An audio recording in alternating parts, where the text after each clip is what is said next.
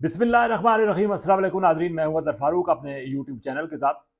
नाजरीन, अमेरिका और ईरान के मुज़ाकरात कठाई का शिकार हो गए हैं।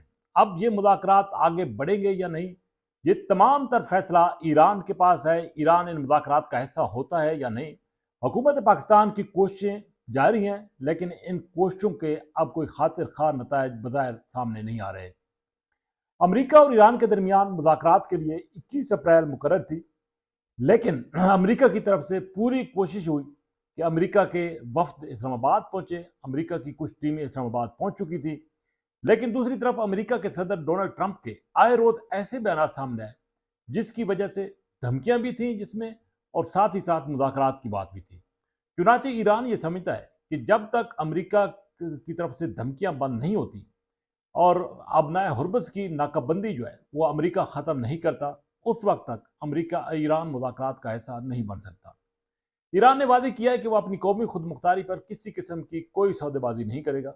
ईरान ने यह भी कहा कि उसकी अफवाज, उसकी कौम लड़ने के लिए तैयार है, और वो जंग जो अमेरिका मैदान में हार चुका है और टेबल पे वो जीतना चाहता है, वो ईरान ऐसा किसी सूरत नहीं होने देगा।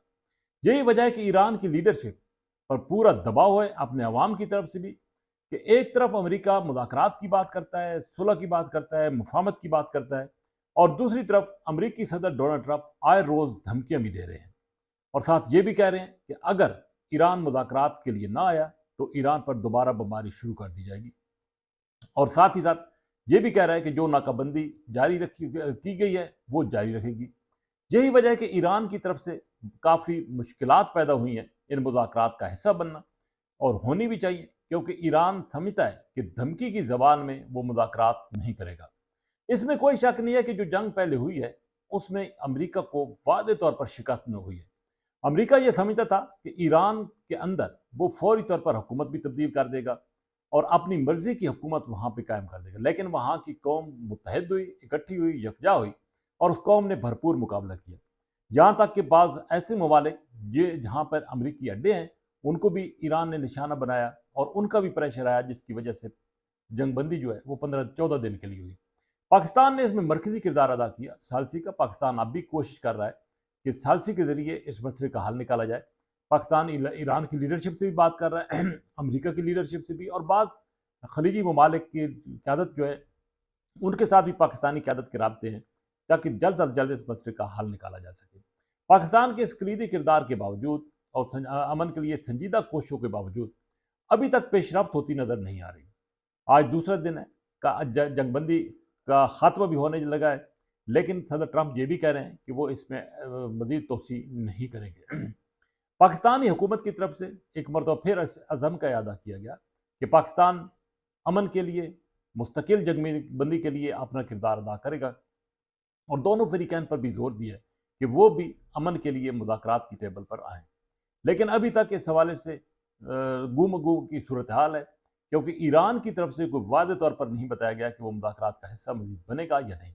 लेकिन ईरान ने एक वादे पैगाम दिया है कि वो धमकी के माहौल में किसी तौर पर भी अमेरिका के साथ नहीं बैठेगा।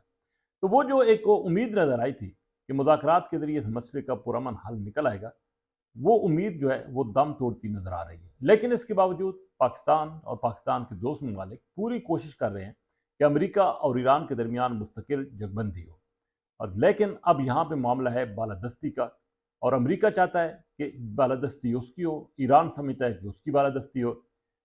दोनों जो है वो बिराबरी की बुनियाद पर आकर मामलात हल करने की कोशिश नहीं कर रहे, और ना ही इसके लिए तैयार है।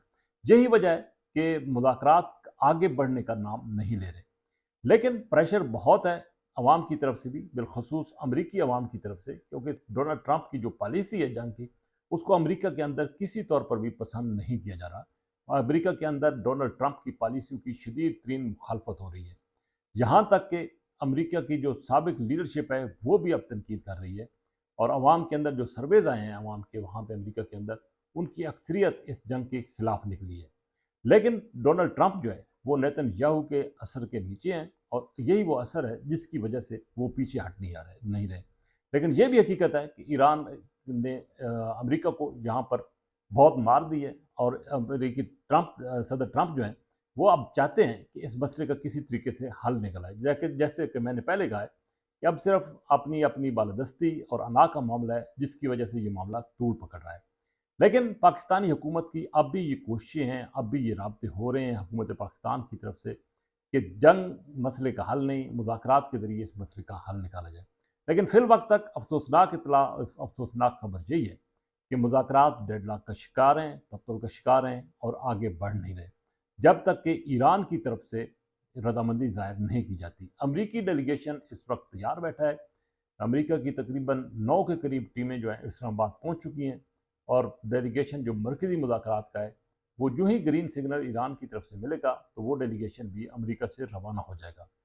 آج اور کل پوری کوشش ہو رہی ہے کہ اس جنگ بندی کو ایک تو ایکسٹینڈ کیا جائے، اس میں توسیع کی جائے، اور ساتھ ہی ساتھ دونوں فریقین اسلام آباد میں آ کر بیٹھ جائیں تاکہ ایک جامع معاہدہ جو ہے وہ دونوں ممالک کے درمیان ہو جائے اور یہ جنگ مستقل بنیادوں پر بند ہو اور اس خطے میں امن قائم ہو۔